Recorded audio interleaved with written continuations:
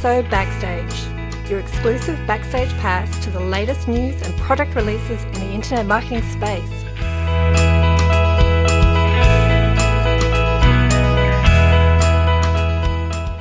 Hi everybody, it's WSO Backstage. I'm your host, Sean Kay, and today I have with me Jean-Paul, and we're going to be talking a little bit about his background and what he does, and we're going to get into his upcoming product, FB Cash Spy.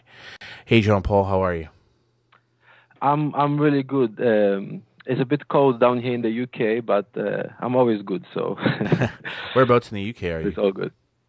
Right now I am about half an hour away from London. It's a quiet town called Hatfield. And I really like it here because it's quiet. I can do my work, and if I need to do business down in London, it's just 30 minutes away. So it's really cool. Okay, so that's an interesting place to start. Why don't you tell us a little bit about yourself, your background, where you're from, how you ended up in England, that sort of thing. Well, basically, my story is a bit of a crazy one. Like, I've been all over the place. I was born in Poland, and my mother is Polish. My father is from Ghana. So effectively, I'm mixed race. A lot of people get shocked when they find out that I'm Polish, by a Polish citizen. And I've lived in Europe. I've lived in Africa. I've seen quite a bit of the world in different perspectives. Originally I started out as a musician and a filmmaker.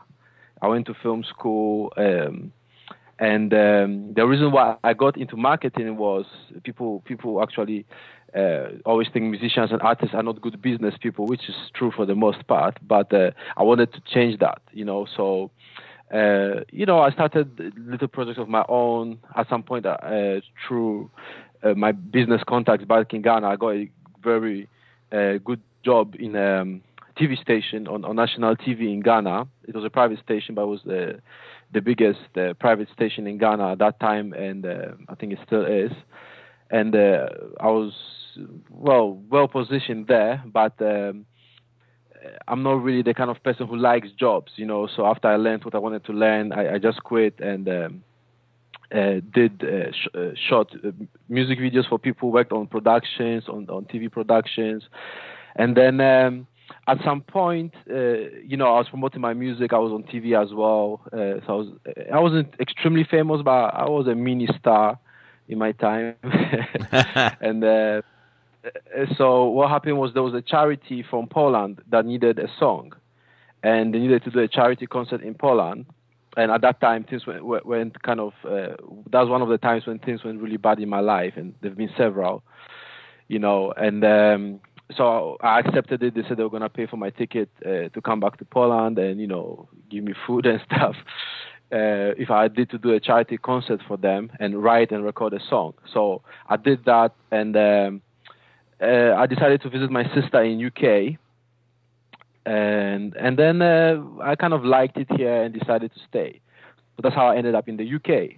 And I got involved over here on the music and film scene. I'm really good with lights and cameras, and I'm a professional editor as well. But lights and cameras, I really enjoy them. So people basically pay me to direct their light and camera crew, the technical crew on a film set, or what's known as director of photography.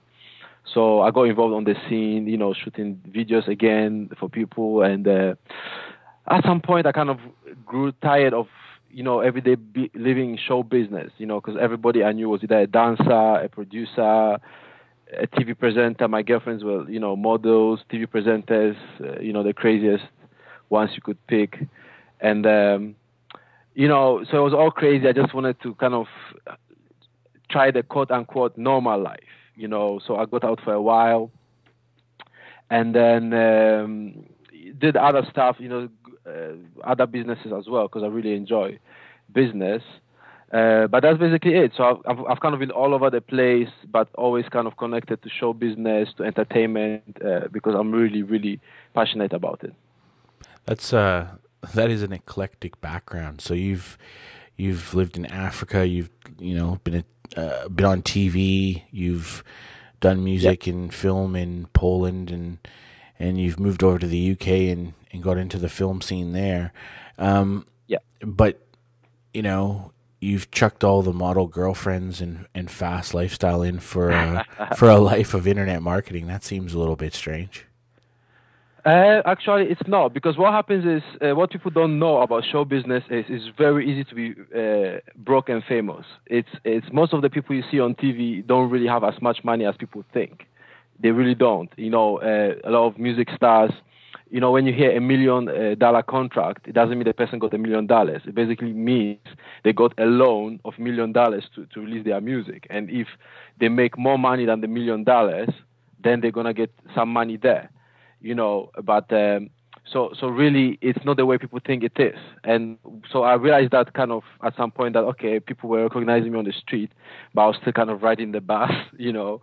And in the videos, you have like rented cars and, you know, all the stuff is, you know, the houses and stuff. It's not really what this, it's not necessarily what these people can really afford to have or what I could afford to have. So what I decided to do as well was to get out, make money, and then come back, so that you know, I didn't need the money from. I'm not saying you can't get rich from show business, but it's not the way people think it is. You know, especially when you are not like super famous. You know, like Al Pacino or something. You know, a lot of people are really broke and famous, and they have money because they are popular. So people want to be seen with them, so they spend money on them. Sometimes people give you gifts. You know, but what I wanted to do basically was to make money and then go back. So what I'm doing now actually is raising enough money so I don't have to work for a few years, you know, and then I can focus fully on showbiz, but not depending on that income, so that by the time I get to the level I want to be, you know, I'll be rich and famous, not, you know. I personally hate it when I'm out having dinner somewhere and somebody recognizes me and then decides to pay for my dinner or give me a gift. I mean, it's just no, I'm just kidding. Look, I know I have, you know, friends and family who do television and things here in Australia, and you can't go out to a meal without 2 or 3 people coming up and asking for autographs. And like you said, you know, they're not necessarily rich; they're just well known. And exactly. And I tell my son that all the time. He's 9, and he said, you know, I want to be famous. It's like, no, dude, you want to be rich and unknown. Yeah. That's like the best case scenario. So would you say your passion then is film and music or something else? Well, I would say, yeah, I just like show business in general, entertainment, because I believe it's the only time when people get together and forget about hating each other, you know, because in today's world we have so much pain, so much unnecessary suffering. But when you go to a music concert, of course there are fights, but you know, for those 2 or 3 hours, people forget that they hate the person next to them, and they kind of all sing together. They're all together. Or when people go to a movie theater, they watch the movie, and nobody is trying to stab the guy next to him. When they get on the street, they are strangers. But when we are, you know, in the entertainment experience, we are all kind of together as one, if you know what I mean. So I really love that about showbiz. So, you know, there's a dirty side to it, but you know, when you love something, you kind of accept the good and bad with it. And the lifestyle is, you know, it looks flashy from the outside, but really is a lot of hard work and. You know, but I'm really passionate about it, and so everything I do in my life, in the end, has to kind of bring me closer to that show business dream of mine, to build a really huge entertainment empire. And I think using the internet is a really, really powerful tool, and understanding marketing is really powerful when you really want to succeed in showbiz. And I think a lot more people would be successful, you know, if they use internet marketing effectively to promote their music. And if I just may use an example, Coldplay, the rock band, a couple of years ago, literally saved EMI from going down they saved the record label because of a single thing. And can you guess what it was, Sean? No. They released a single on iTunes. I have no idea. No. What it is, they did a squeeze page. Oh, okay. Literally did a squeeze page. Put in your email and get it free. So they were the first band to do that on that scale. And because of that, they had tens of thousands of emails. So when they were ready to go on tour, they did this email marketing campaign, like they did the whole autoresponder thing, everything like that, and they had the best selling tour that year. And I think, EMI literally made a statement at some point. I was reading in, I think, Music Week, that saved them. That made so much money from that, just because they implemented a simple technique such as a squeeze page, which is not something that you normally see on a superstar's website. Yeah, no. I mean, that's a fascinating tidbit of trivia. I mean, the only thing I know about Coldplay, other than I have most of their albums, is that the guy's married to Gwyneth Paltrow, and he's not a terribly good-looking dude. So I reckon he's done well for himself. He's doing squeeze pages, he's marrying Gwyneth Paltrow. He's done well. Yeah. I mean, I got to see, just by the way, I got to see them live before the tour because they had a private concert for friends and family. And one of my friends, a TV presenter from Ghana, is friends with Chris Martin. So we had a private invitation. So actually I didn't get to meet the band, but I got to meet some of the crew. And it was a really small show, and it was a beautiful experience. I mean, for me, it was great. Yeah, no, if you're into to music or whatever, it's being able to go behind the scenes is pretty fascinating. I used to do security and things back when I was at university, and in small clubs and stuff in the early 90s. A lot of the big music bands that broke in the mid 90s, the Smashing Pumpkins and those kind of guys, they used to play the club where I worked, and so these guys were nobodies. They had less money than we did, so you'd get to hang out with people like that, and it was always pretty cool. And so it's interesting to kind of sort of see that lifestyle. It's not really for me. I'm not somebody who strives to be famous. It's I like my anonymity a little bit. So yeah, I'm pretty happy. Is that why you're doing the interviews? Yeah, that's right. I'm trying to lift my profile in a silent way. No. It's interesting. I think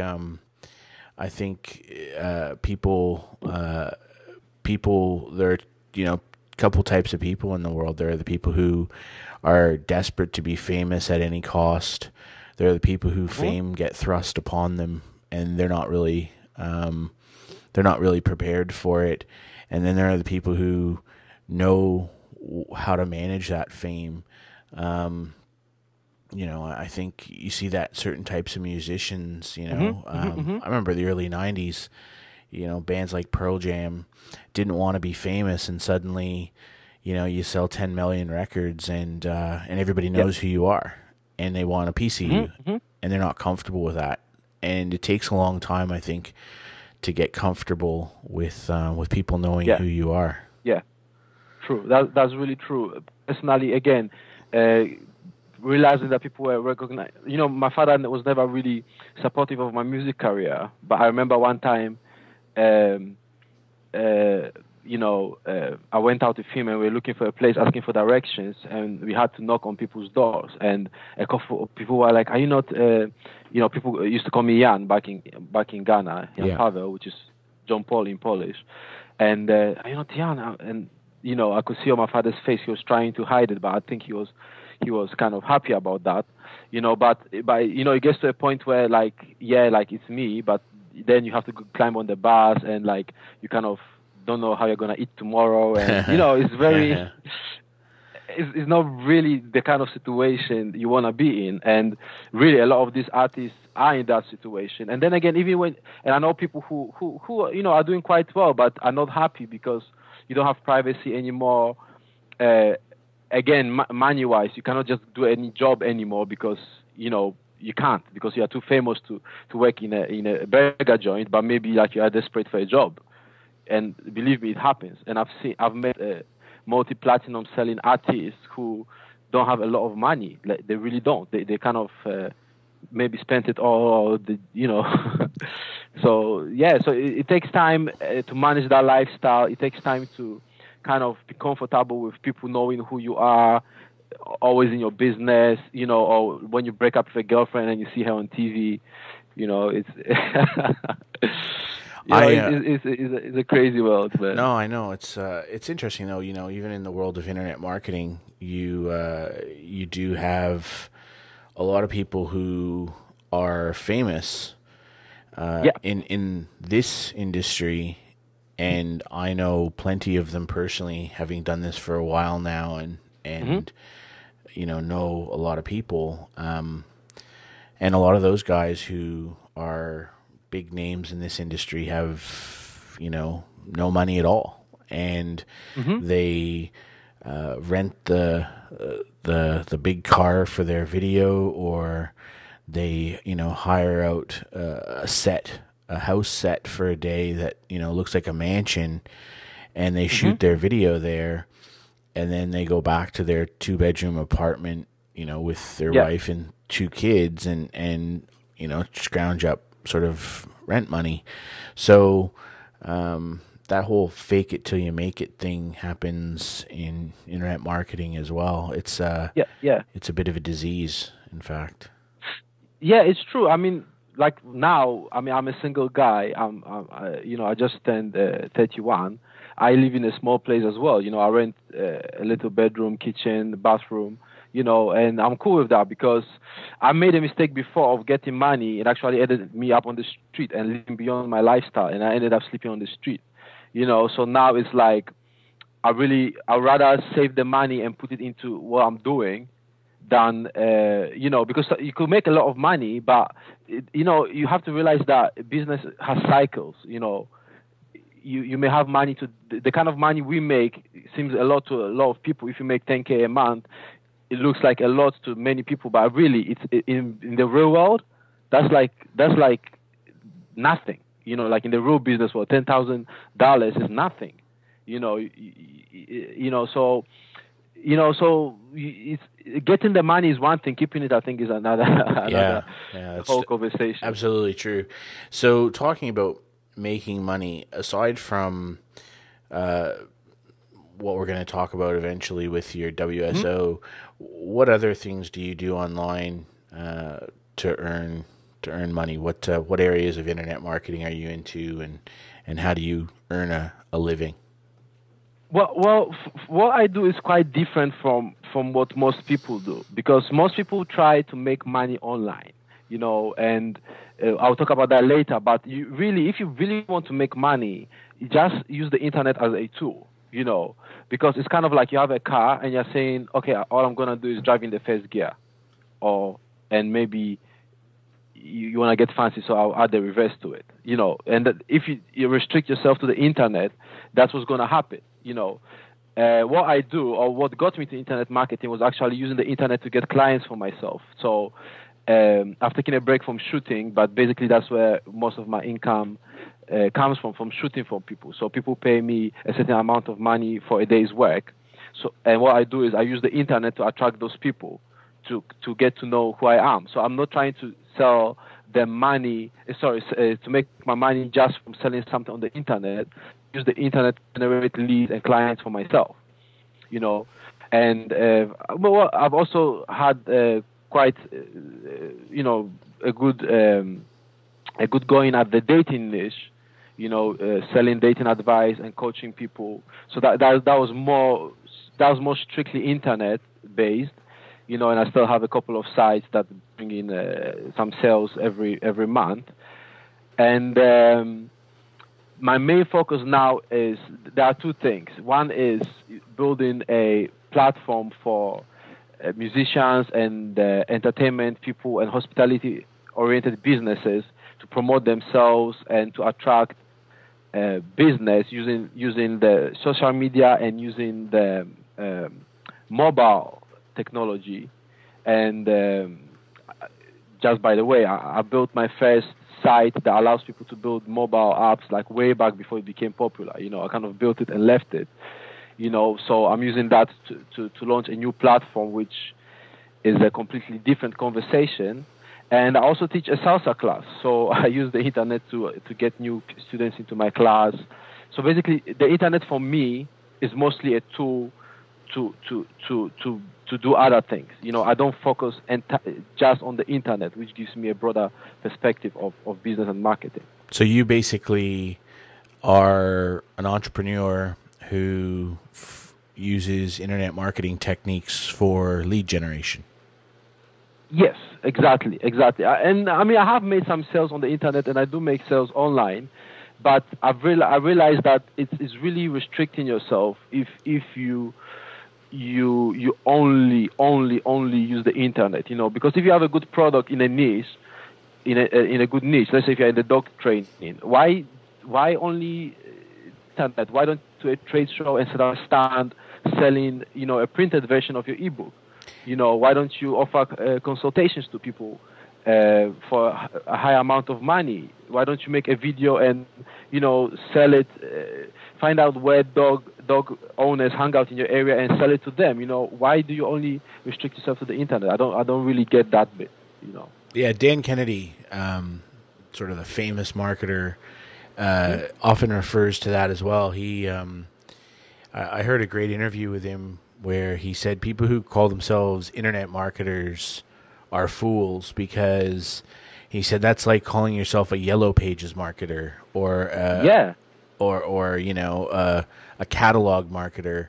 You're in the business of selling a product or a service, and you use the internet, or you use the Yellow Pages, or you use direct mail as a platform to get your message out. Exactly. Yeah, because I use direct mail as well. And it's been quite successful, not as much as I wanted it to be, but mostly because I've not had time for it, and because I think it comes down to, it depends on what you really want, and how much money you really want to make. If you are just happy with a couple of thousand every month, a few thousand every month, then sticking just to the internet may be okay. But if you want to make like loads and loads of money and get really rich, you really have to look beyond that. I mean, Google, the biggest internet company on the internet, maybe, they use direct mail. They use newspaper advertising. They use telemarketing. They use They don't just. They have the biggest platform, yet they don't just stay on there. They go out there and get people in. Using every other method. So why would I or you or any of us just say we are going to use only Google, when even Google doesn't use only Google? You know what I mean? No, absolutely. I've done a fair bit of direct response and other types of marketing as well. And I think the value of internet marketing is the immediacy of message delivery and turnaround time, but that's also one of the problems. I was talking to somebody today about video sales letters and versus email marketing, and the discussion moved to all the testing I've done suggests that email marketing over time outsells just sending people straight up to a video sales letter,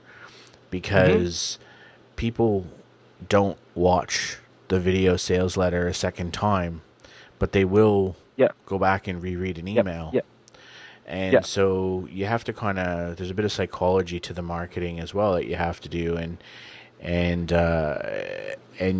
pick your spots and find out, the best place. Like I did some consulting for somebody in local marketing who was targeting small business owners with their service, and I said, well, we have a chain of stores here in Australia called Officeworks who do office supplies, and it's like a big box store. And I said, why don't you go to the local Officeworks and put up a flyer on their notice board with your number and what you offer, and that one photocopied piece of paper out converted AdWords for this person. Yeah, yeah. And you'll be so. I agree with you completely. I can think of many situations like that myself. I recently spent more money than I had on a newspaper advertisement, and it brought in like maybe 4 people, and then I had little flyer, and somebody actually wrote outside about on a chalkboard, oh, there's a salsa class going here, and that brought in more people than a very expensive newspaper ad. So, again, so that comes down to testing, who would think. I was like, why this chalkboard is useless? That's what I thought. But ask the students, like, how did you find out? Oh, like, I read the thing on the chalkboard. I was like, what? Yeah. So really, it's all up. There's no, the mistake we all make is we all would like a magic solution, but really it's always about testing what works for your business. For somebody, the internet may be the best thing. For somebody, sometimes I think we are looking for the easy way for us, so it's so convenient. Sometimes you are concerned with an image, like your guy might be thinking, man, a photocopy, I'm a consultant, I'm supposed to be cool. How can I do this? And they think AdWords is cooler than a simple notice on a board. But as you suggested to him, and he implemented it, it actually worked much better than AdWords. So yeah. Yeah, I think marketing is about results. I think when people who talk to me and get to know me realize very quickly that I don't really worry too much about anything other than finding the fastest, most efficient path to helping somebody sell a product. And that's the key to marketing, is greasing the wheels of commerce, making it as easy as possible for somebody to buy something that's going to help them. So I just want to change tack a little here. We've been talking about AdWords, and you've got FB cash buy coming, but something I read about you in sort of the research before this is you spent some time with Perry Marshall recently. And for the listeners, Perry is a guy who, going back a number of years now, was the AdWords guy. I mean, Perry literally Perry wrote the book on how to use AdWords. And it's true, he did. He actually wrote a book about AdWords. And he also now has moved into Facebook, I guess Facebook advertising, PPC style. So why don't you tell me a little bit about your time with Perry and what you came away with? Well, that could be a conversation that could go on for weeks, to be honest, because Perry is, first of all, brilliant. Like, he really has the ability to like laser in and focus exactly on what you need, and he's brilliant, and he's got so much knowledge, and he's got this way you can tell he wants you to succeed. He's got this very giving nature, and it goes beyond that. He kind of is, he calls himself a ninja marketer, but I think he's like kind of like a ninja of ninjas, because well, let me go back a bit and tell you how, like, at first, why I even got interested in working with Perry. Sure. And the thing is, I was doing a campaign for one of my businesses. It was, I think, the dating niche at that time, and then the salsa classes. And I got started with Google AdWords. And as most of us who start with AdWords do, you are probably aware of this, Sean, maybe you did it yourself. We wake up one morning and realize there is a bill, or we are spending a lot of money but not getting any results. And I was confused, because AdWords is supposed to be, you pay for an ad, people click on it, they buy stuff, you wake up rich the next morning, right? That's what the dream is. And I'm actually old school, man. I was doing AdWords at a time when you could build websites, put AdSense on them, and you could buy the AdWords cheaper than the AdSense and just drive AdWords traffic at AdSense sites and make money.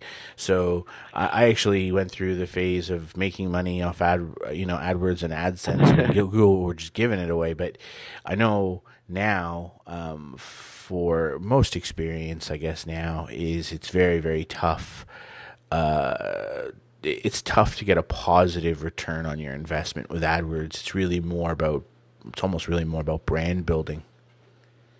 Well, I agree to a degree. The thing about AdWords is, so basically, yeah. So like, it is tough when you don't know what you're doing. Let me put it that way. Yeah. And, and even then, you have to be ready. You have to be ready for a fight, because it's like the first amount of money you're gonna spend is really market research. It's really not. It's not really. You can't expect your first $1,000 necessarily to make a return. You could and you could not, depending on your market. But you get what I mean. Like the first bit is kind of to find out what works for you using AdWords. Everybody has to kind of go through the process. But I didn't know that then. So basically I got the book, Perry's book, The Definitive Guide to Google AdWords, which is a brilliant book for anybody. It should be a must if you don't read this book, I can promise you're gonna fail in AdWords. I mean, it's as simple as that. And so I got the book, and then in the process I decided to get certified officially by Google. So I passed their exams. I had very, very high scores, by the way, if I'm allowed to brag here. I passed the Google AdWords exam, and started consulting people, giving people consultations as well. But basically, I stayed on Perry's autoresponder. And he said one time he was going to come down to London, to do some work. So if there was people interested in consultations, he was holding what he called the 4-man intensive, which is the best investment anybody could make if they want to take their business to the next level. So he came down, we met up with other business people, and we did a lot of very intensive work, trying to figure out how everybody needs to improve their business. And sometimes, as you may have experienced, the problem is not really from your business, but the problem is from you. Maybe a negative belief could be holding you back. Sometimes a single tweak, or sometimes just reorienting yourself in the way you do things could mean exponential profits for you. So there were so many things that we went through. And so basically, it got to a point we started talking about Facebook, and he started talking about what really works on Facebook, that the mistake people make. And I made the same mistake again on Facebook. I started putting ads on Facebook, and I thought it was the same as Google AdWords, and well, it wasn't. And so I spent money that I didn't get back, and again, I had to get Perry stuff on Facebook to understand it better. And he started explaining to us that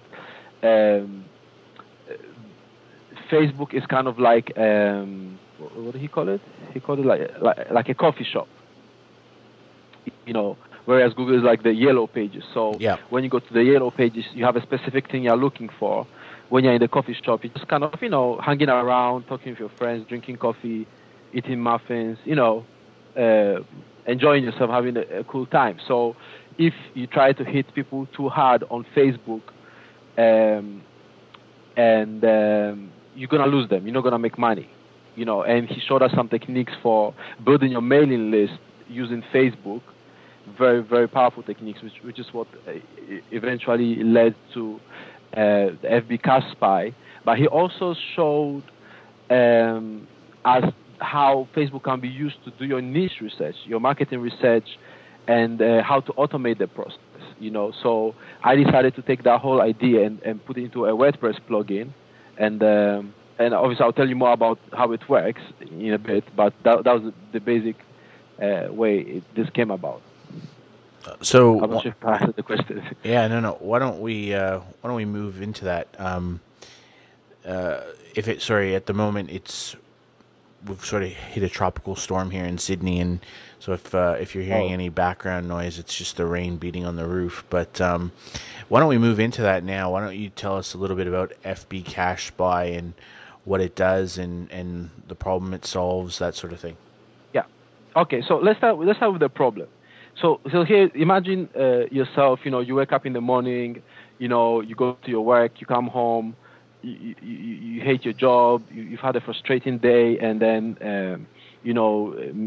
the dog is all over the place, kids are going crazy, people are calling you up, you see a bunch of bills on your desk, and you're just frustrated, okay?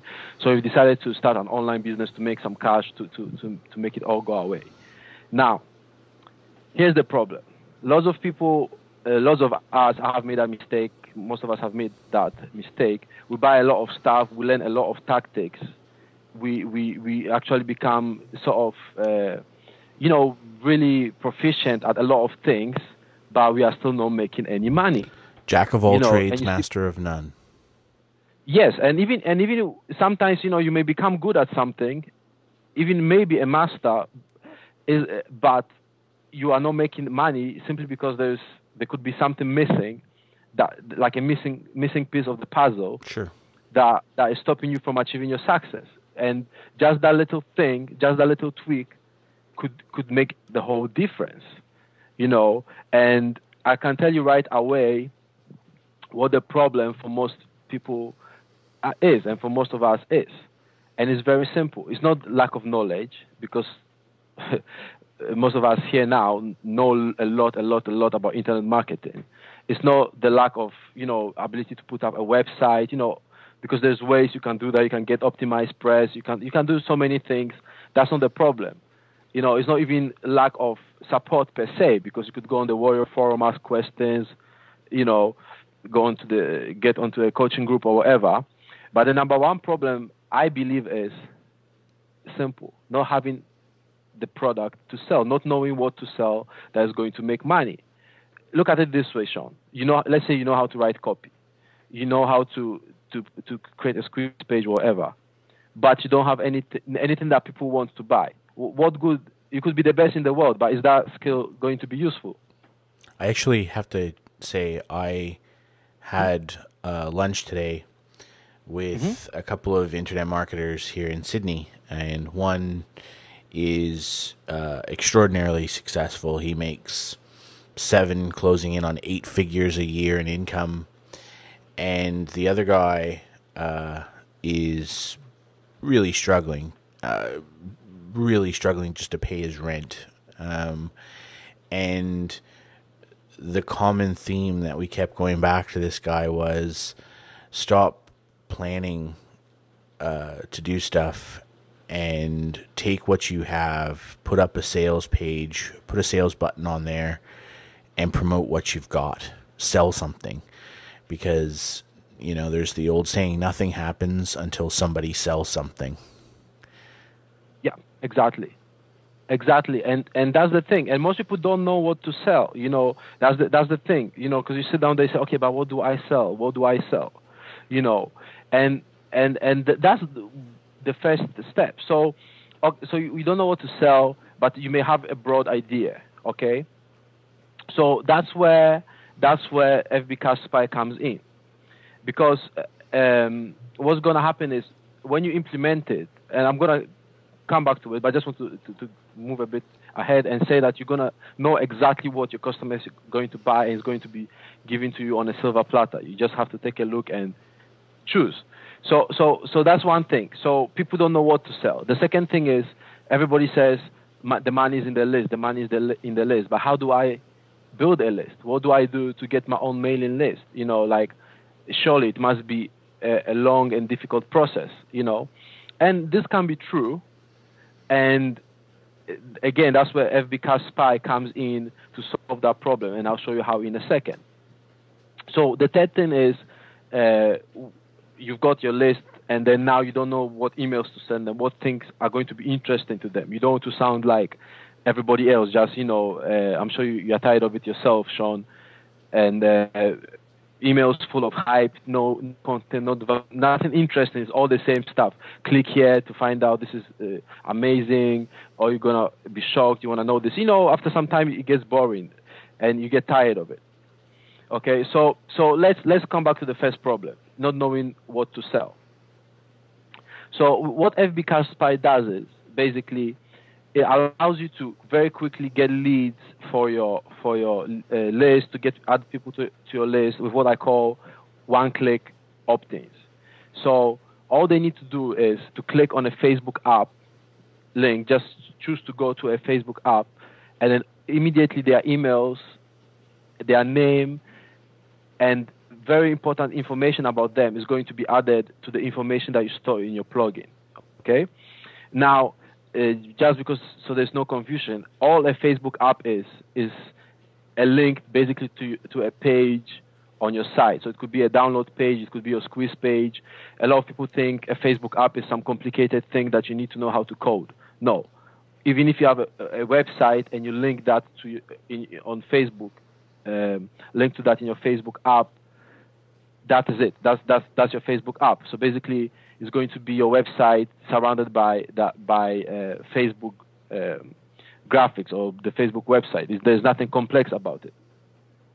So because people are very, very much used to using Facebook, and they don't hesitate most of the time when they see a Facebook app with something they're interested in, they just click on it, and then automatically, you get their emails, and it's added to your autoresponder. So if you're using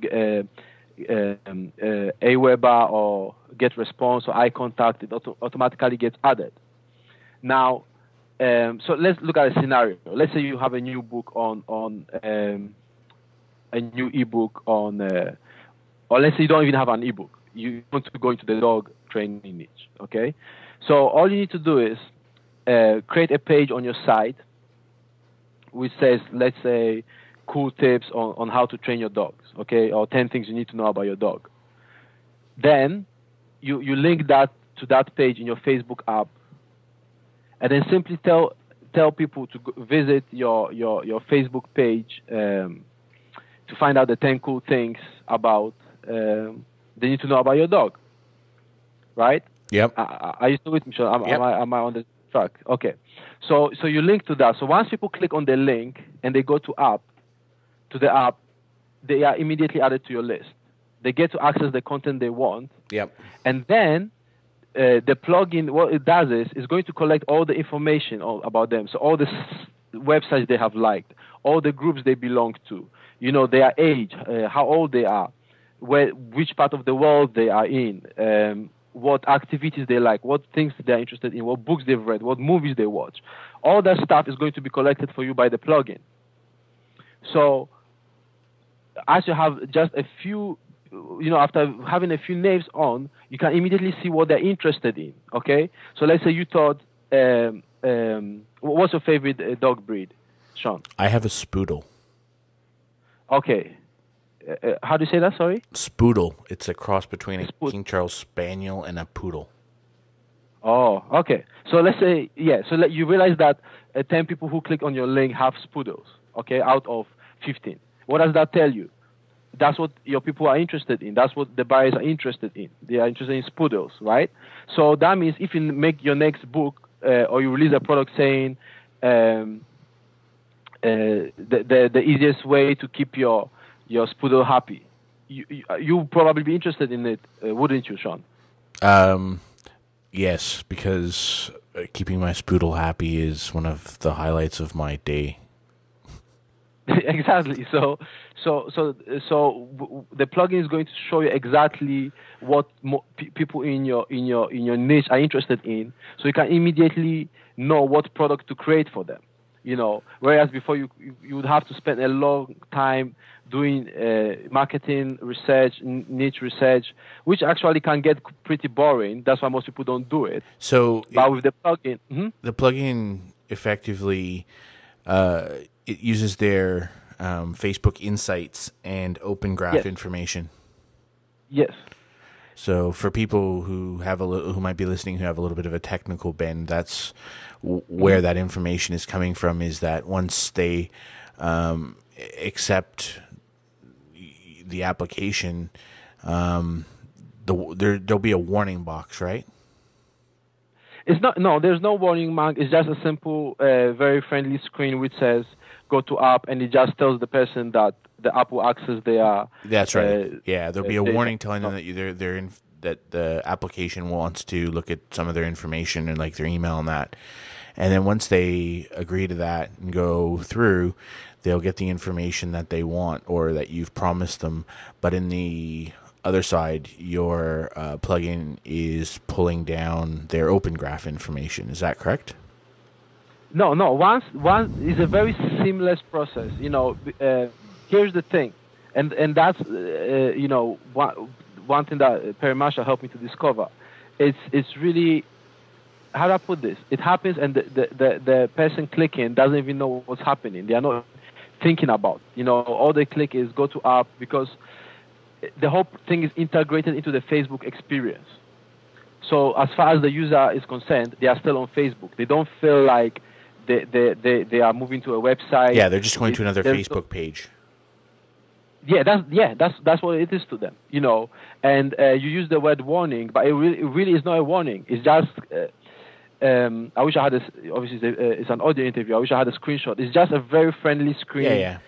I think we've all would have seen it before. Like, if anything, for example, I have my Nike Plus for walking and running, and when I integrate the Nike Plus application in Facebook, it just says to me, "You're aware that," it just makes me aware that some of my personal information might be shared. And then it takes me to the Nike application screen in Facebook. Yeah, and it's very simple. And here's the thing: you see, when you have a regular squeeze page, people have to put in their name, their email. It kind of is a longer process. So I kind of stole this from Amazon, because Amazon has this one-click order button. You just click on it and it automatically pays using your credit card. So you don't have to go through the whole process. So it's basically the same thing. Or when you're buying something with PayPal, just put in your name, your email. But this is much faster. You just click once and you're automatically subscribed to the mailing list. And it's really, really effective. I did it. Obviously, I have to use it myself and try it. And the first time we tried it, within less than a couple of hours, we had like 60, 70 people who signed up, and we found out information that we never would have. So now I'm in the process of changing all my websites. Instead of using the squeeze page, instead of using the name and email, I'm actually putting the button from the plugin onto them, because it makes the whole thing faster, and I'm expecting much higher conversions and much higher opt-ins through that. So that's pretty interesting, because I know when those sort of one-click squeeze plugins first started to arrive, the old-style Facebook page were really a problem for those things, because it used to make people click 2 and 3 times to accept the fact that they were going to hand over some information, and the privacy settings on it were just outrageously difficult to get people to agree to. Yeah. But now it's a simple, straightforward process, and I love it. Hello? Yeah, I'm here. Hello? Oh, okay, sorry, I thought we lost you there. Okay, so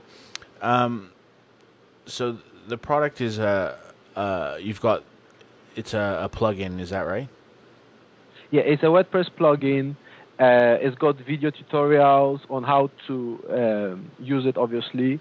I'm also adding a video on with tips on how to improve your Facebook marketing, and a short report just with scenarios of how you can use this plugin and then in your business. Especially if you're just starting out, this is really important for you to have, because here's the thing, like, you may not have a lot of time to do your niche research, okay?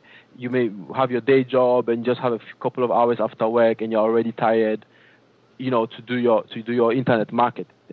So this allows you to kind of, your list is built for you, and your niche research is being done at the same time as your list is being built. You don't even have to send an email with a survey, to get very crucial information. And, there's so much more. The plugin will show you, like, in a nice display, the pictures of the people who have clicked. So you can actually see what these people look like. It's so much easier for you to create a connection with them. You can focus on just getting good-looking customers. For example, you could do that, and then... all of my customers are ridiculously good looking. It's just, I think somehow, just by associating, with me at any level, they're just either handsome or beautiful. It's amazing how that works out. Yeah, it's true, because I just look at myself in the mirror, and I think just talking to you makes me more handsome. So yes, hey, that should be your next WSO. That's right. How to get beautiful. So okay, so you've got that now.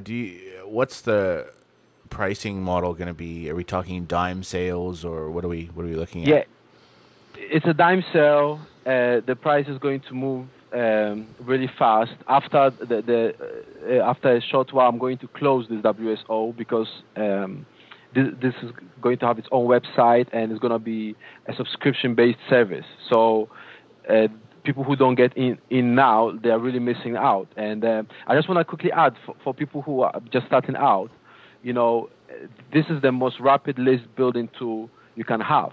And here's the best part: if your app goes viral, can you imagine what that means?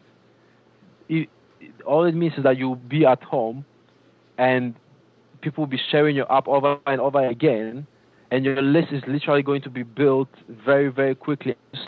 Sleep, and your subscribers are going to be building your list for you. So I'm really excited about implementing this, and I'm thinking of stuff to make things go viral, because that's the advantage of Facebook. You can have that viral effect, and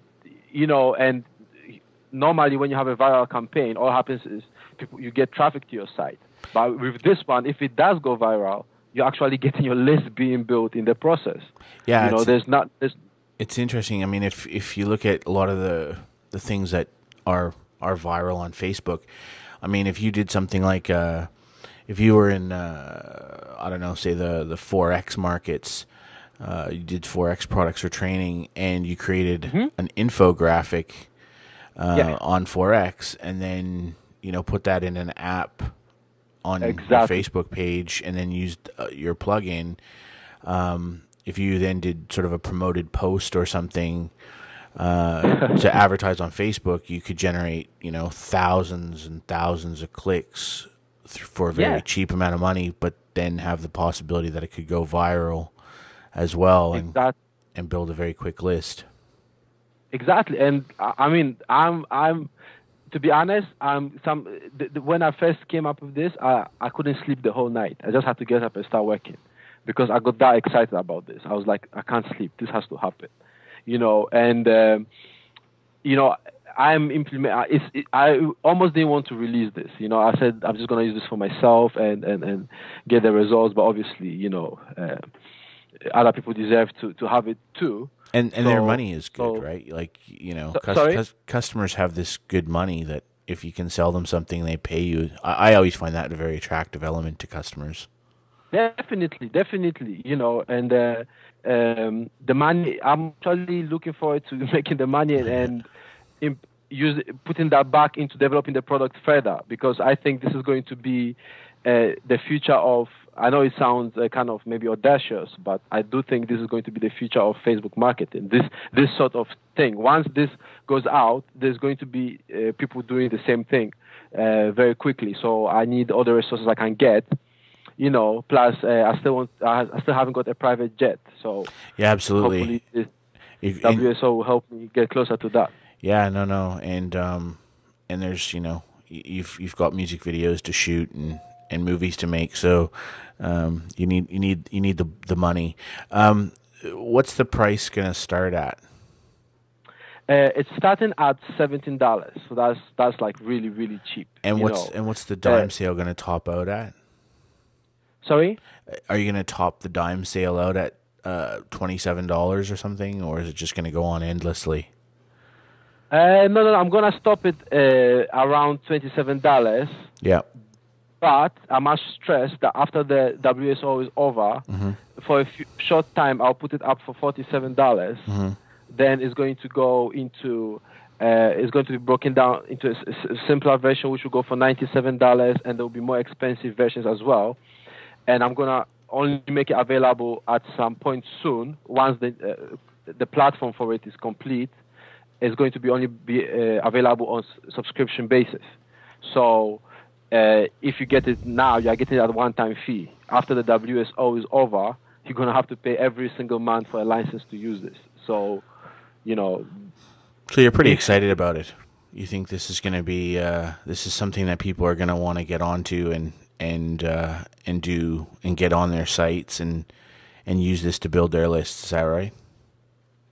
Definitely, and I know this. I'm investing. I didn't want to say this, but I'm actually now investing into a very high-end cloud server for the platform based on the app, on the plugin. Wow. Because I know my current hosting is not going to be able to hold the traffic once this goes out there. I've already started talking to people and building certain connections so that once the platform is ready, business owners and bigger, the real target market for this after this WSO is going to be companies, small businesses, and marketing agencies. So that's why the price is going to be quite high, and it's going to be a subscription basis because those people can afford it. But obviously at this stage, I'm making it available to everyone. It's not going to be so after a very, very short while. So just for people having the good common sense to listen to this podcast, they're going to have the opportunity to get this product at a ridiculously affordable price. Yes. Just because they're smart enough to listen to me. Definitely. It's funny because everybody always says, yeah, my product is the best, buy my product, this is what's going to happen. Everybody believes what they've got, but I challenge anyone to tell me what other product out there builds your list, gives you the opportunity to go viral whilst doing your market research for you automatically and actually does that. And people... I'm going to get, what I'm going to do then is I'm going to hire Chris Martin and Coldplay, and I'm going to challenge you. Well, let's see what happens, because I had my first WSO was the automatic Facebook converter. Yeah. And at that time, I did say it's the only plugin in the world that automatically converts your WordPress site to use the Facebook pages. So all you need to do is you don't need to create a separate site for Facebook. You just put in the URL of your site, and that's it. When the plugin would detect that you're in Facebook and convert itself, And people thought I was talking crazy. Then I brought it out, and people jumped on it. Somebody actually bought the site from me later on, bought the rights to it. Okay. And here's the thing: this guy actually decided to stop selling it. He just wanted for himself and his stuff. So really, like, looking at my past history, when I do something like it's really, really, it's really, I want to do extraordinary things, So, and this is what this plugin does. Awesome. All right. So for people who are interested in picking up this plugin, they can go to wsobackstage.com/FB Cash Spy. And we'll have the link along with all the transcripts and everything on the page. But I think that's probably going to wrap it up for this call. But I'd like to thank you, Jean, for all the discussion and all the insights you gave us, and keep rocking on, man. You're gonna be we're gonna see you on screen and MTV. Well, we wouldn't see you on MTV. They don't show videos anymore. So I don't know where people. I'm gonna buy MTV if the money from the WSO. So. Oh, right on. And are you gonna like get rid of things like Jersey Shore and 16 and Pregnant and put music videos back on there? Yeah. Just send me the list. I mean, the first video is gonna be me prancing around naked, and then the other stuff is gonna be like then the music will come back. Good old. Yeah. Oh, see, because I'm sort of I'm displaying my age. I actually remember when MTV just played music. They didn't actually show anything else. I was saying to my son the other day. He asked who Beavis and Butthead were, and I sort of said they were like the beginning of the apocalypse of MTV when they stopped actually showing music videos and just started showing really bad television shows. So you're gonna buy MTV and bring the music back. That's awesome. All right, man. Thanks for the call and good luck with the product and I hope everybody picks it up. Thank you so much, Sean. It's been a real pleasure talking to you. All right. Thanks a lot. Talk to you later. Bye-bye. Bye. Well, that's it for another episode of WSO Backstage. Thanks for listening. The ideas and viewpoints expressed in this show are those of our guests and not of those of Sean Kay, WSO Backstage or Casual Gamer Proprietary Limited. Any financial projections or statements made are used as examples for education and entertainment purposes only, may not apply to your situation.